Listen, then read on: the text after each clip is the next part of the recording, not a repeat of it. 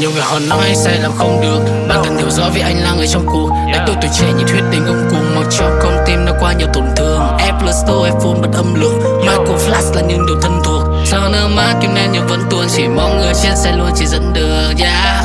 Đối diện với những nỗi sợ hãi, anh phá vỡ hết mọi những kia là sai. Mang tiếng hành trang lên trên vai, cơ hội trên đây với những ai không chuẩn bị giết sợ ai. Anh đang cố gắng thoát ra khỏi vùng